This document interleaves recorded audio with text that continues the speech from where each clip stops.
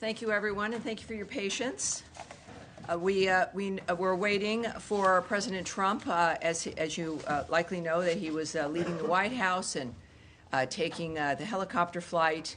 We wanted to make sure we did not conflict with, well, I think the most important man in the world. Yes, so we're good, and we know that you also like to report on those things as well.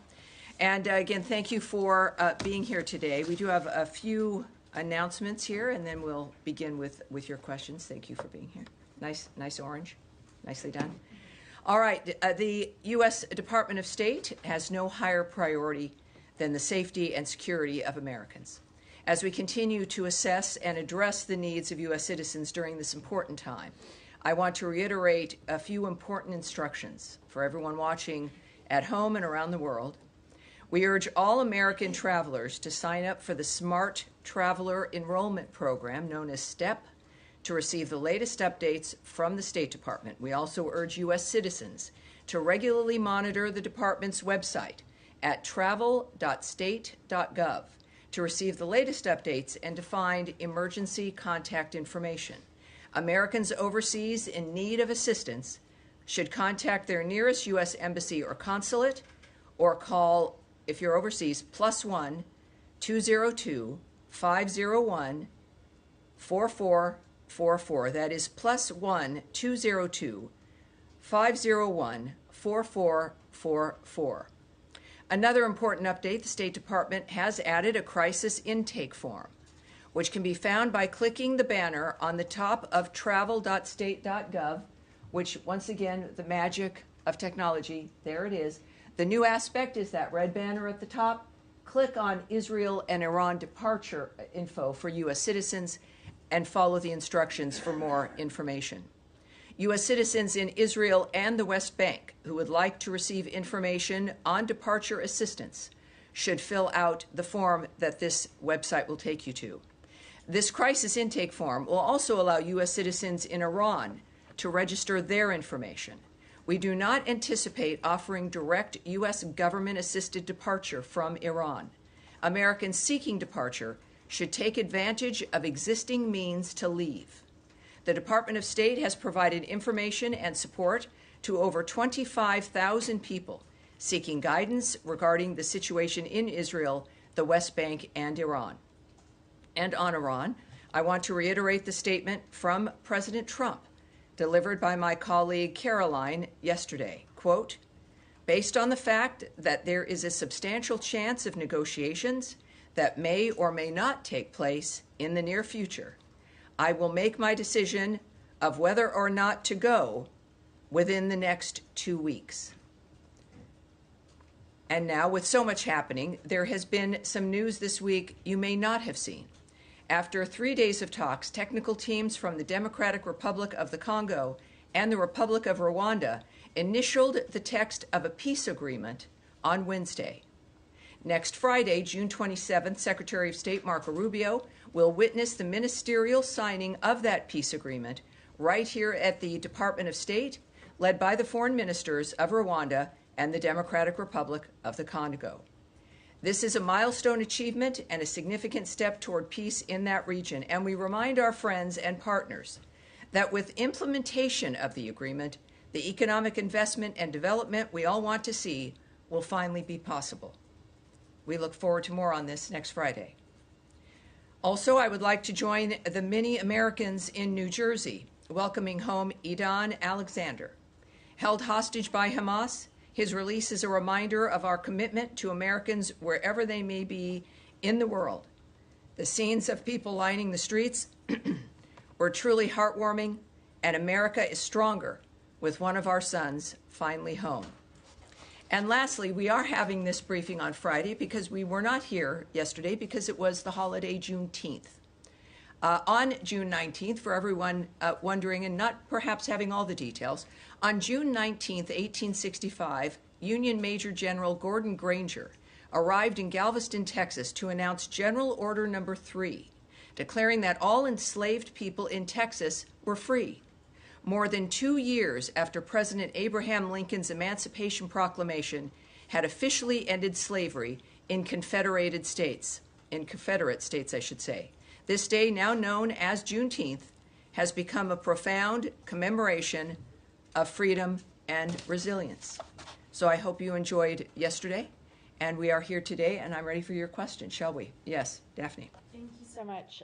So on the 25,000 that you said the State Department has provided information to, is that U.S. citizens who are seeking information on leaving Israel, the West Bank, and Iran? It's information in general. So it would be a combination, I'm sure, but it's a general information, conditions, perhaps departures as well, but general information. Okay, and do you have any numbers on the number of U.S. citizens that are seeking information on departing Israel or Iran? Those are not numbers that I will share at this time. Just as a reminder as well, while today is a bit different than the feeling of Tuesday, we are still in a dynamic where there are still hostilities, where there are still people in bunkers, where there is still a danger. Clearly, we've heard the statement from President Trump about his posture at this point. So we're still going to be careful for national security reasons, obviously, when it comes to what we can answer. So that's a number that I won't be able to give you today. Okay. All right. Sorry. All right. And we will not, we'll do one more, but then we will continue on here. Yes, go ahead. Thank you. Just on Ambassador Huckabee's tweet, he said that the U.S. is working to get military, commercial, charter flights, and cruise ships for evacuation. Have any of those organized by the State Department evacuated American citizens yet? And if not, when is that expected? Again, I won't give details from this podium, but we know that at each embassy they are posting actions that they're taking. We know that the Israeli embassy is doing that, so you could go to either travel.state.gov and get to the Israeli embassy, or go there directly, and you will see their statements, and I would urge you to do that directly when it comes to what the Israeli embassy is doing and what they've accomplished. Yes, sir. Thank you. Florida Governor Ron DeSantis chartered flights apparently for Americans in Israel seeking to leave and successfully got, I believe it's 1,500 out. I was wondering if those charter flights were coordinated with the State Department in any way, or was this done on some tangent? Well, I think that there's, and we know that there, of course, are some independent efforts to get American citizens out of those areas, and when we suggest that people take advantage of existing means, we would include, of course, the nature of other opportunities to leave, independent efforts, independent groups managing those dynamics. As far as the DeSantis effort, I would suggest you call the state of Florida, call his office, and I'm sure that they'll get you more information. All right, Nadia. Thank you, Tammy. Since the president said there is substantial opportunity for negotiation and has given it 2 weeks, why not send in a U.S. representative to join the Europeans with the Iranians in Geneva today? And second, Mr. Grossi is worried that if Bushehr reacted... Let me answer your first one first, if I may, and then we'll follow up with your second. First of all, Geneva is a discussion involving the Europeans. Of course, we're working on many different fronts and have from the beginning here in leading the nature of finding a solution to this problem. And we certainly continue to. The President's made it very clear, as he has, again, not just about this issue, but every other war and conflict that he's trying to stop.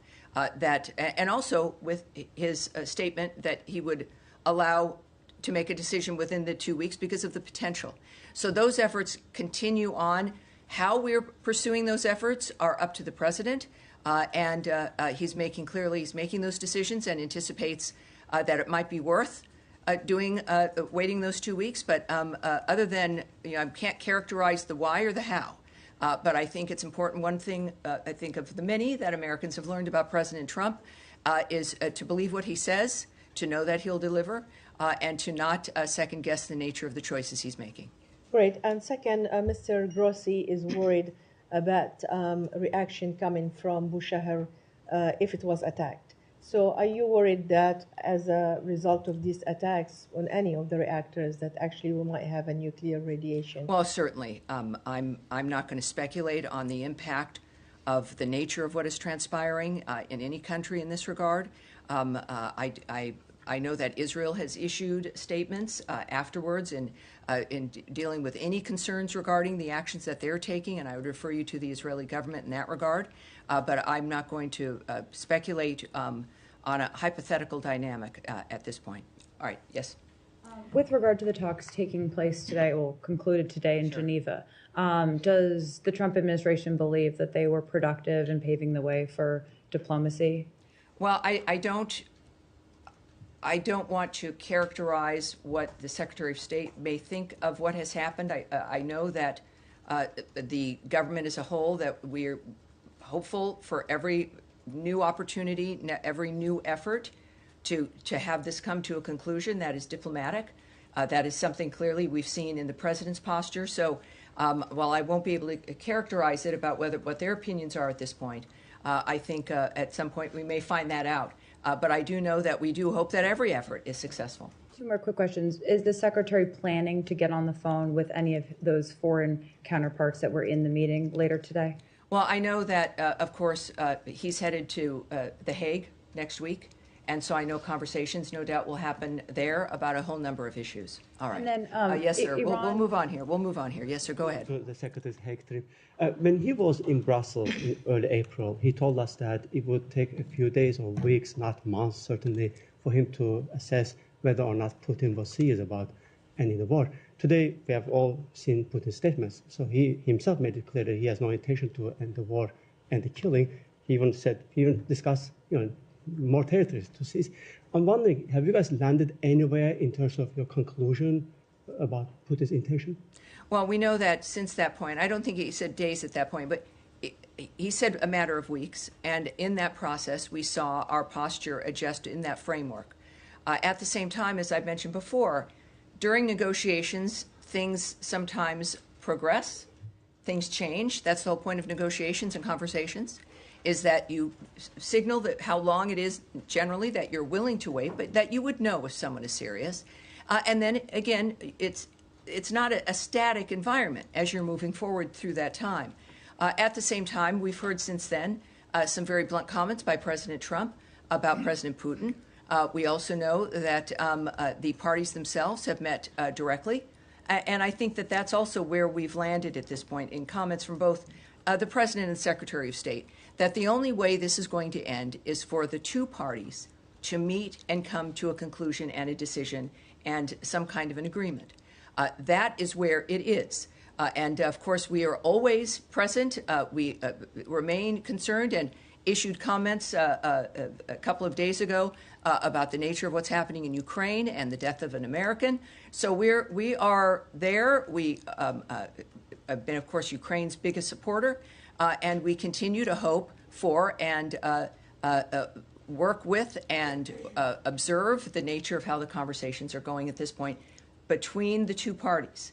And that, like every other negotiation, can change one way or another.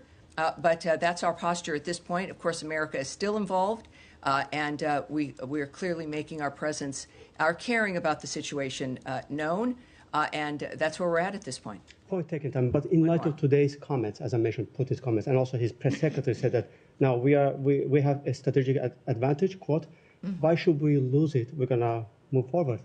So Yes. in light of those comments, why not calling them out for not being serious about the peace process? Well, again, we're not in just a world where when we see something online that we are going to choose how we're going to respond as an individual. There are many different fronts always in every situation that we remain involved in. So it's not as simple as a single response to a single quote that came from a statement or something online. This is about dealing with certain situations in a complex manner. Only the president can make the decision about how to proceed. Only he knows all the elements about what's important and how we're going to make a difference. And that's where we have it. It is, as I term it, as I did a couple days ago, there is one guiding hand to the choices that we make, and that would include with Russia, Ukraine, and every conflict he's trying to stop. May I All ask right. one Yes. NATO-related No. question? We are gonna move on here. Thank you, sir. All right, to go back to Iran just for two quick questions. Of course. One, just for clarification, have any Americans been killed or injured in Iranian strike so far? You know, I don't think so. Is that? Do we have numbers, or is that something that we've been able to? Let's take that back and see where things stand at this point. I do know that the reports that I've seen are that there have been no American injuries or injuries of staff at embassies and consulates. But let's take that back.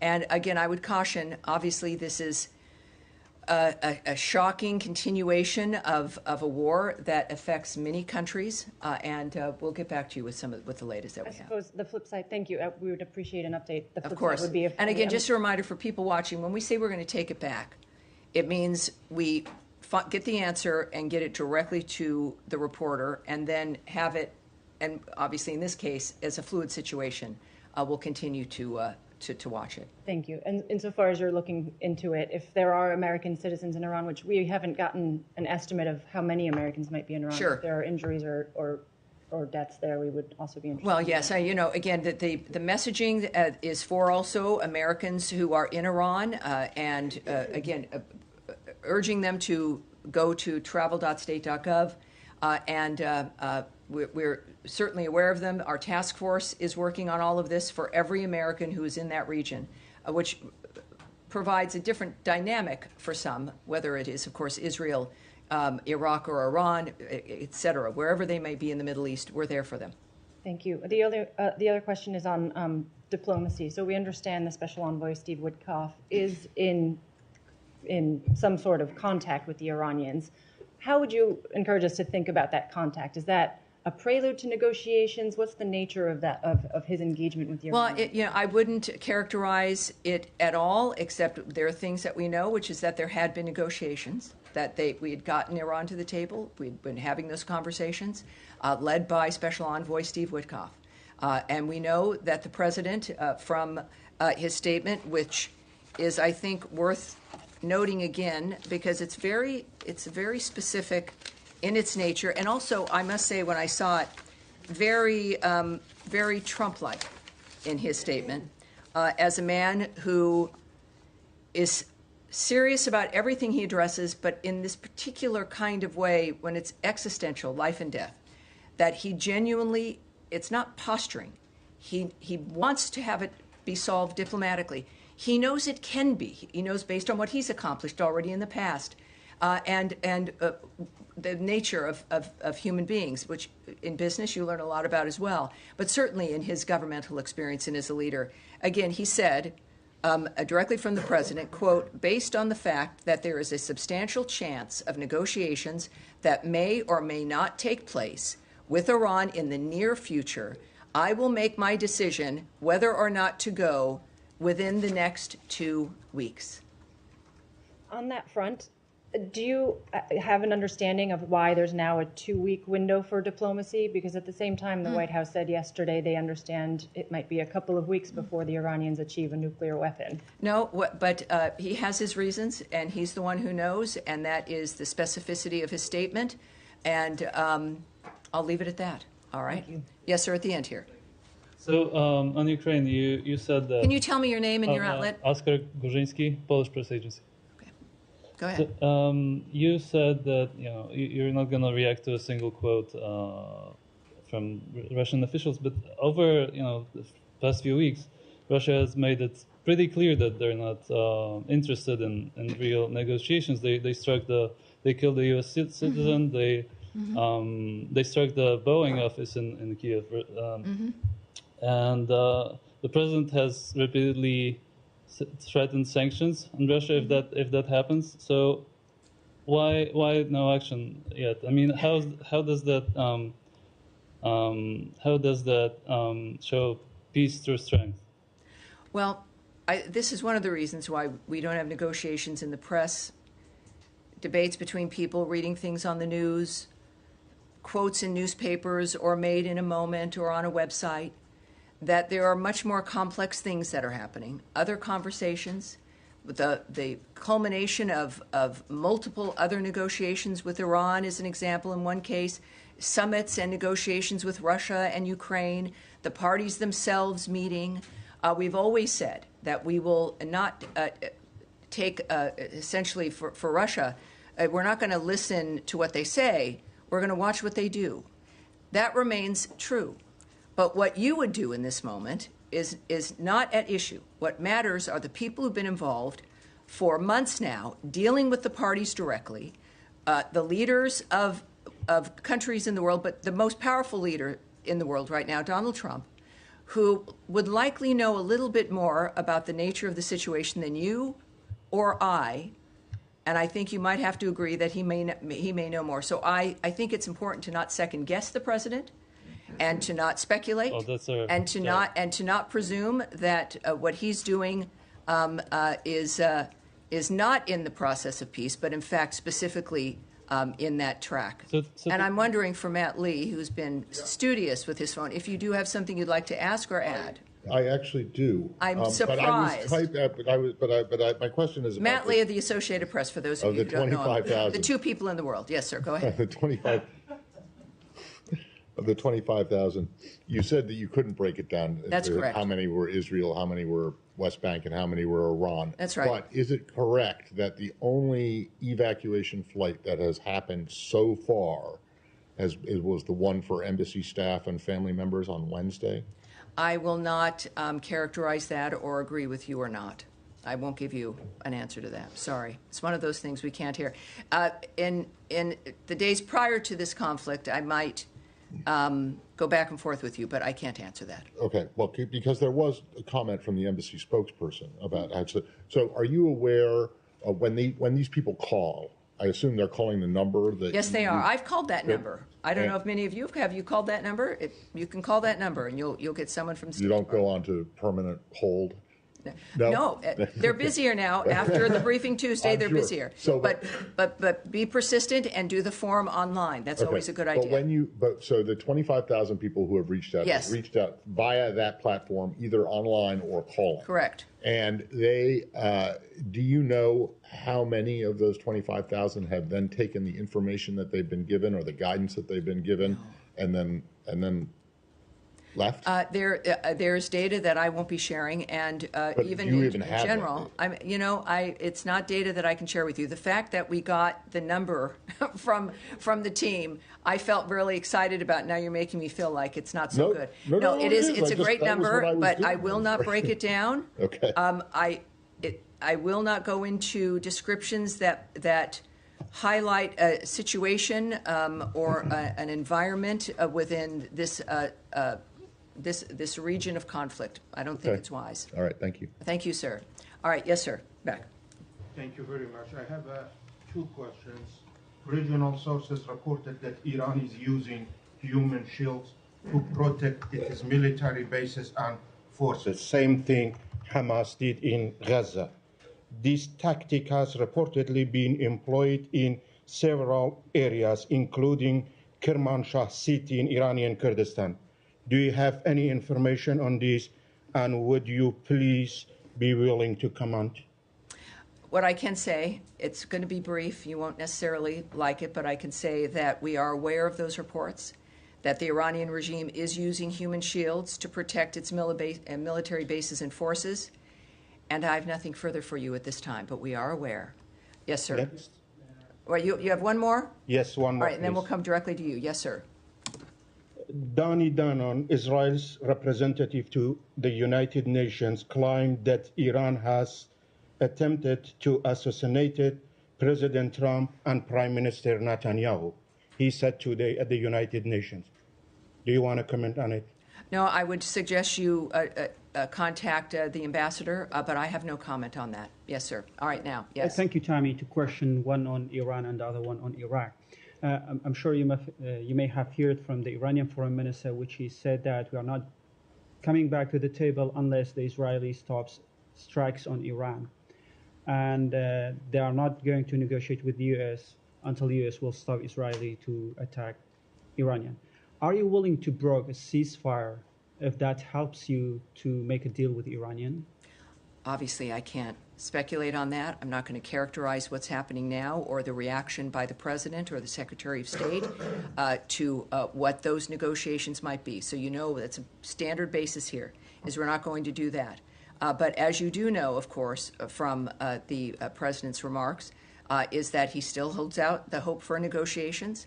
And there's also been a reinforcement that Iran and its proxy should not target U.S. interests or personnel, and if they do, the consequences will be dire.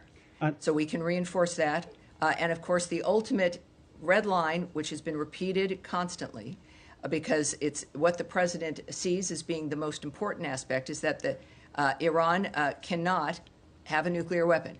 That is not a negotiable dynamic. And, All right. Yes, sir. another question on Iraq. Yes, sir. Go ahead, please.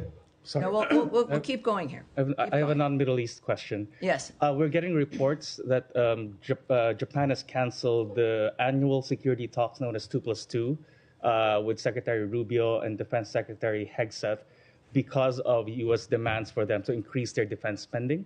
Do you have any comment on this? And has Tokyo communicated with No, I have Washington? no comment on that at this point. Thank you. Yes, ma'am?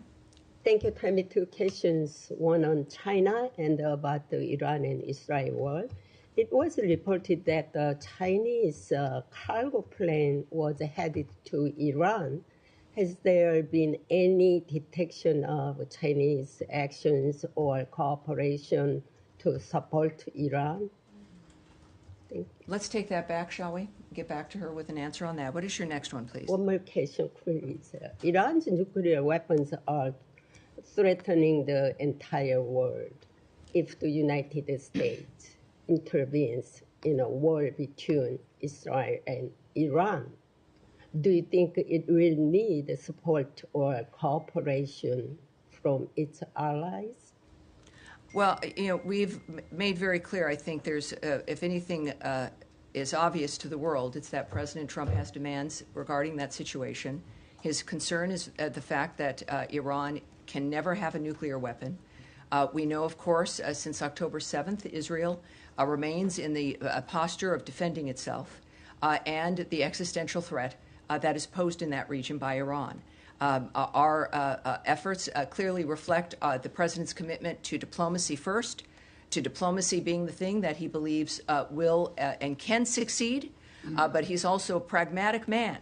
And this is why it's probably the most transparent leader globally right now, is making it clear publicly about his positions and when he would be willing to be making decisions about that. But we are always working with our allies and our partners. It's clear, and that will be also evident when the President and Secretary of State go to The Hague for the NATO meeting next week. All right. Now, go ahead. In the back. Yes, sir. Thank you so much, Tammy, on Bangladesh. Given UN Human Rights Commission Chief Volker Turk concern over the banning of political parties in Bangladesh, also Human Rights Watch has accused the Yunus-led interim government for arbitrarily targeting Awami League supporters. Does the U.S. consider this violation of democratic principle and condemn these actions? Obviously, when it comes to let's say, a White House reaction to what is occurring in another country, I would suggest you contact the White House. But for when it comes to Secretary of State and the State Department, let's take that back, and we'll get an answer for you in that regard. But what I can tell you about Bangladesh is that Deputy Secretary Landau met with Bangladesh National Security Advisor Rahman yesterday, I should say Wednesday, and discussed the interim government's efforts ahead of the national elections. They discussed the U.S.-Bangladesh relationship, including expanding trade and commercial ties. The United States is committed to working with Bangladesh to promote peace and stability in the region. And I have a second short question on All right. same. What is the State Department response to the alleged fabricated charges against Prime Minister Sheikh Hasina, the rise of mob killing and violence, and the imprisonment of individuals like 100 journalists without trial under this interim government? Will you condemn this and ask them to free them? We will take that back, and I'll get you an answer as soon as we can get one for you. Yes, sir, in the middle here. Thank you so much. Thank you, Tammy. The Turkish President Erdogan hosted the Armenian Prime Minister and his delegation in Istanbul today, and he mentioned that they talked regional issues, including the stability and peace in the Caucasian region and the problems or the issues between Turkey and Armenia. How do you follow these meetings? Well, I've not spoken to the Secretary specifically about that particular instance, but I'm sure we will be able to get to you his opinion and the nature of how he's reacting. I would also suggest the White House as well for you for more information in that regard, but if we can take that back. And with that, That is going to be it for me today. It is, again, Friday. My thanks to you for coming up on a day that is not our normal briefing day, and I appreciate it. Have a lovely day, and we will see you next week. Tuesday and Thursday is security here, or is security not here? Let's get this going, because this has gotten a little old and inappropriate. Thank you, everyone. Appreciate it. Thank you. Thank you.